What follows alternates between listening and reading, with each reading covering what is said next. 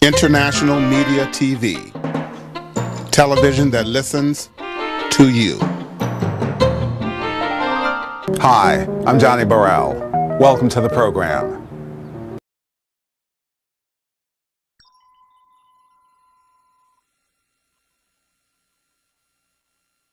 My name is Ananda Litan. I'm with the Climate Justice Alliance, and I'm here with some sisters and brothers from our climate justice movement who've gathered here today after a busy week at the Global Climate Action Summit and the Solidarity to Solutions Week that many of our organizations got together to organize.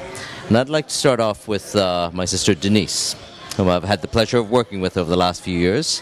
Denise Abdul Rahman with the NAACP Indiana chapter.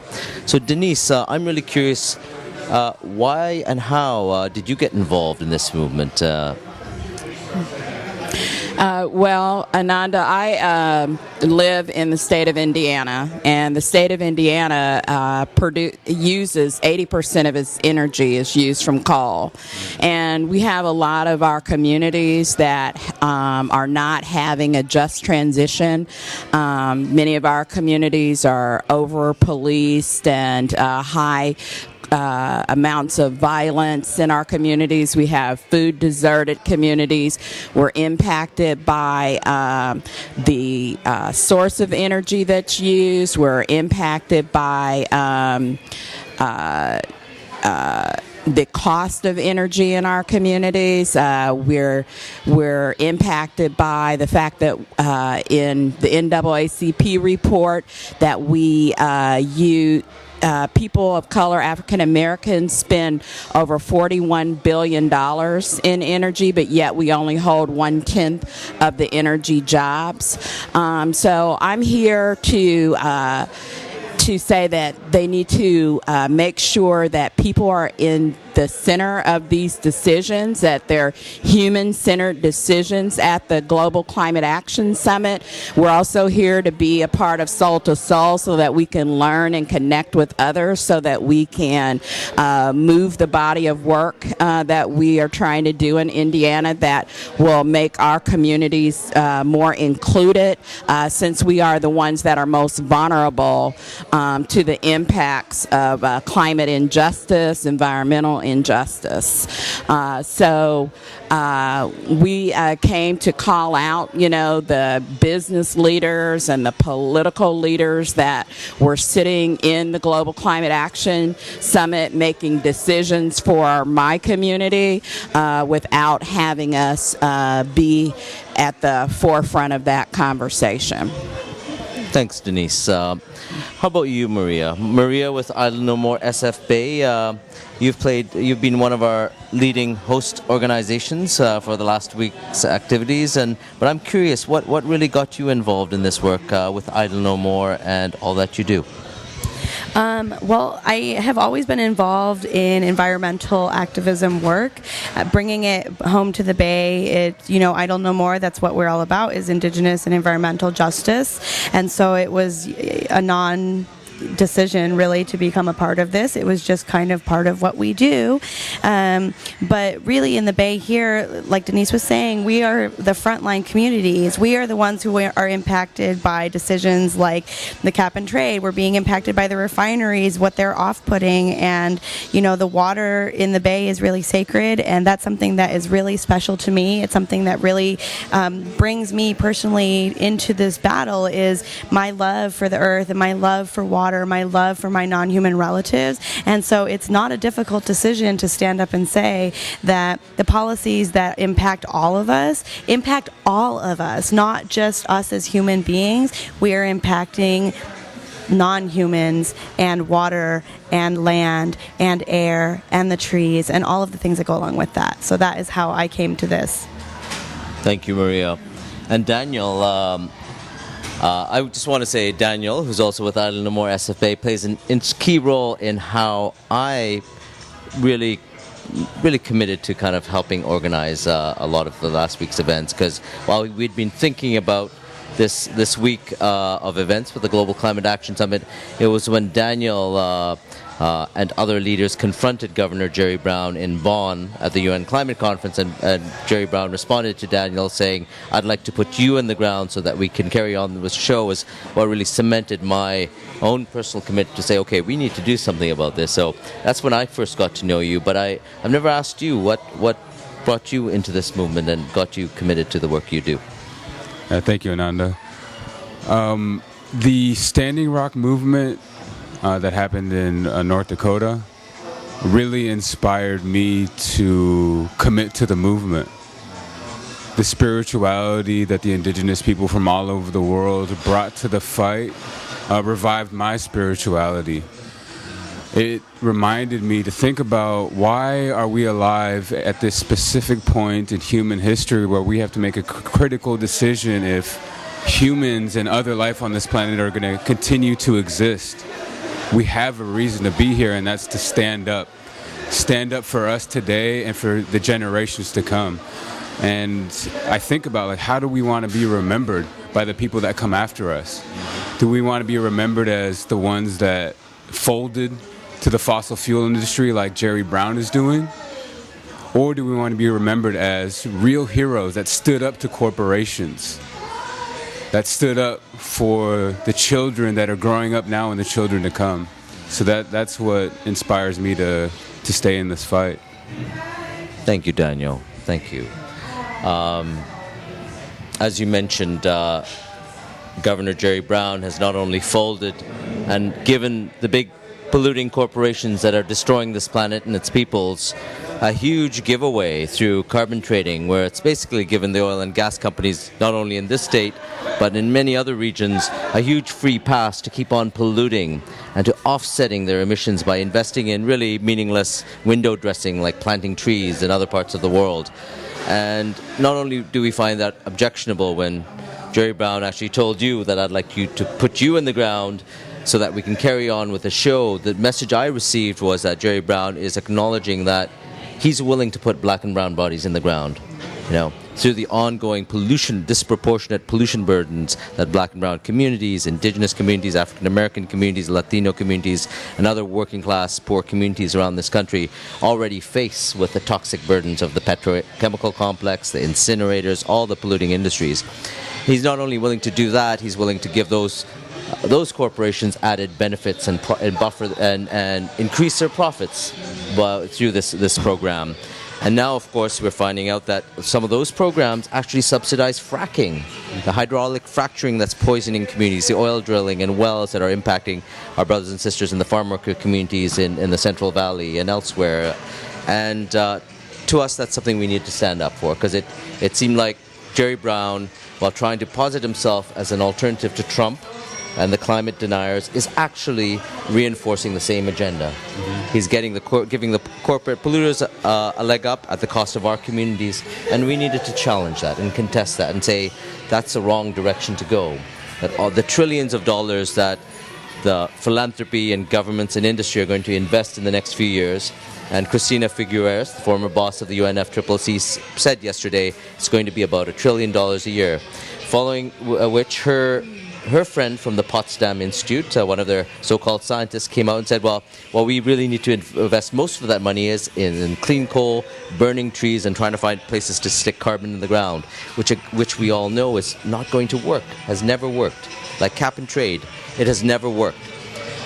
So we got together to demand that our elected leaders, that all the rest of our non-profit organizations that are being invited by Brown to this summit stand with communities and not the corporate agenda, that they protect Mother Earth, that they support community solutions, and that they end climate capitalism. And that took us both inside the summit, but we had quite an inspiring day outside.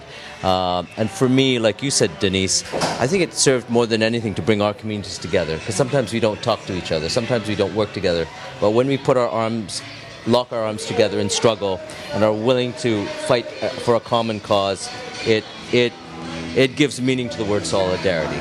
So Denise, how did it feel yesterday to take action in solidarity with our sister and brother communities all around the world at the Global Climate Action Summit?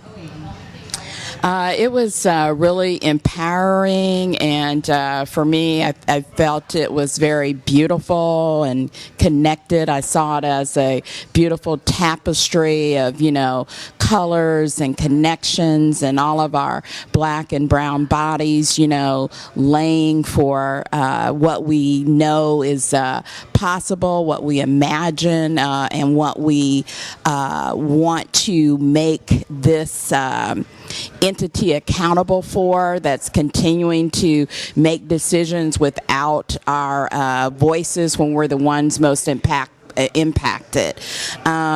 found it, very impactful. I think we truly made a difference, and our message was heard, and that there will be movement, which is what I believe it's all about. I had a strong admiration for all of the organizers, but especially when we went into the Global Climate Action Summit, and we called out Bloomberg and all of the business and corporate entities, and we let them know that this is not about profit and capitalism. These are false solutions. All of your geotechnology is not what is needed. We need to keep fossil fuel in the ground, and I appreciated being with, brilliant movement folks that have been doing this, that led us on how to make our voices heard in the midst of this whole big summit. And so it was a really great experience, and I hope that these people are listening to our voices. So thank you. How about you, Maria? How was yesterday for you? Yesterday I felt was really beautiful. I was especially just very moved by, like Denise has already said, just all the different groups coming together. I think something that we see a lot is the independent groups that hold their actions, and so it's their members that show up, and how powerful it was to have everyone together standing in solidarity with each other, and that made our message that much stronger. But I also, for me as an Indigenous woman, found it really powerful to see that there was that true respect of Indigenous leadership, and it also sends a really strong message in terms of Indigenous sovereignty, and that is a solution that Jerry Brown needs to be respectful of. So I felt that it came across as this really beautiful day where we all were standing together and saying, and it's not just me and my group, it's not just you and your group, we're all part of the same group. All of these things that affect us, they affect all of us, and the only way that we can make a difference is when we all stand together the way that we did yesterday. Thanks, Maria. One thing that was so evident, and Tom Goldtooth from Indigenous Environmental Network kind of called it a year ago when Tom and I kind of first sat down last September, actually, and started talking about this summit and how Jerry Brown had passed this cap and trade bill. He had said, and he reiterated it this week, that this is nothing but a giant trade show. And walking into that summit, it was so clear with the banners around Google and Bloomberg and the forest industry and everyone trying to promote ways to make money off this crisis, of this huge existential crisis that they're trying to make money off of. That it was really a trade show that some of our movements are even being lured into. And it reminded me of the comment he made to you, so that we can carry on with the show. I think we did something to disrupt and shift that conversation. And for you, do you think we were able to kind of push back and remind not only the climate capitalists but some of the elected leaders serving them, Daniel, that we're not going to put up with their intrusion over our rights, over our clean air, clean water, and with the actions we did yesterday? Yes, I'm certain that they felt that pushback, and that happened physically. When people from all different backgrounds, all different struggles were holding that line, risking arrest, and the police were literally physically pushing us back to the point where people were falling over, where the people that were locked down together were feeling pain in their arms, saying, hey, my arm might break. They felt our presence. We had hundreds of people on the street from all over the world, relatives from the south, from the north, from the east and the west, coming together for the same reason. We want to live. We want to have clean air, clean water, clean soil, and economies that benefit us, that are made by us, that take care and heal people and heal the land. And the people that were on the inside definitely heard us. Bloomberg even responded to our direct action. We're in their head. When they go to sleep at night, they think about, what we're doing. There's no way around that. I truly believe that we're changing the hearts and minds of many people on the inside as well as the outside. Thanks, Daniel. I'd also like to add that I was really, really challenged when Bloomberg made the analogy around the Mexican border and environmentalism. And one thing he needs to know is that there is a stark difference between environmentalism and environmental justice. And he did not have justice in the center of this Global Climate Action Summit. And if he knew better, he would have never made such an analogy around the Mexican border, and I didn't even quite understand it, but it was very insulting. Thank you, Denise. And one thing I'd like to say is that you're absolutely right.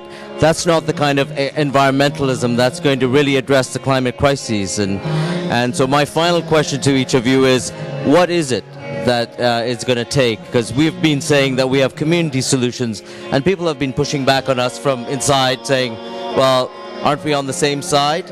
And I think you hit the nail on the head, Denise, when you said, no, it's not the same. Environmental justice is a whole different approach to dealing with our crises. And to me, with climate change, I've always said it means that we have to recognize that along with decarbonizing our economy, we need to detoxify our economy, we need to demilitarize, degentrify, democratize, and decolonize our economy.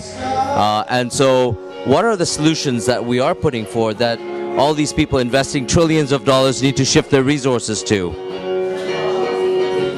Well, I want to talk about, in terms of solutions, I want to go back to talking about indigenous sovereignty and their connection to the land, because especially right now in California, we're having these wildfires that are rampant and destructive, and part of indigenous ancestral wisdom is to burn the land regularly so that we can prevent situations like this from happening. But when colonial laws come in and they prevent the traditions from being able to be done, then we find ourselves in certain situations like we have right now, where we have wildfires that are uncontained and are ongoing right now, and that's impacting our air, not just the land that is burning and the animals' lives that are being impacted, but the air around us. We are being affected by these wildfires. So that is a solution that I really think is important, is allowing indigenous tribes and nations to perform their traditions and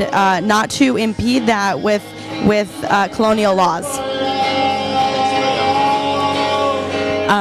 Well, yeah, and we have the challenge also, just to make sure that we're all being impacted globally, and we have the concerns around global migration and islands that are not going to be able to be sustainable in the coming years. We got people in our global south of the USA and the continent of Africa and so forth that are going to be migrating, and how are we going to mitigate this? And so some of our solutions are energy democracy, that we have the right to have our own self-determination if we're the ones going to be direly impacted, like Florence and like Hurricane Maria and Sandy and Katrina, all these constant hurricanes, and people's lives are at stake. We have the right to have our own self-determination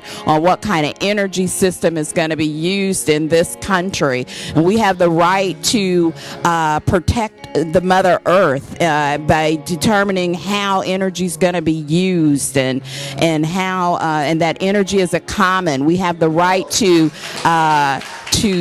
protect the Mother Earth and to keep the various energy sources in the ground. And so we have many solutions related to cooperatives and utilizing our energy democracy principles and our energy democracy platform.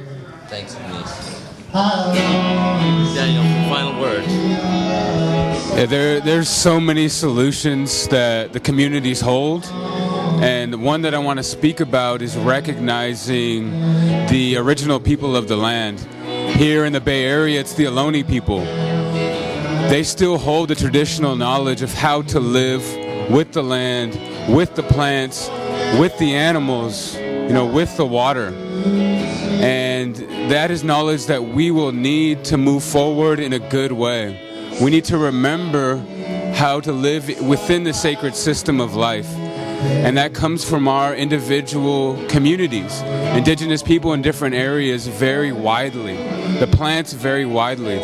So we need to uplift local indigenous peoples and their knowledge in a respectful way. And the last thing I want to say is building community. When we build real communities that truly support each other, when we have disasters, man-made climate change disasters, if we have community that's behind us, that supports us, we can make it through and come out the other end in a better way than before. And yeah, thank you.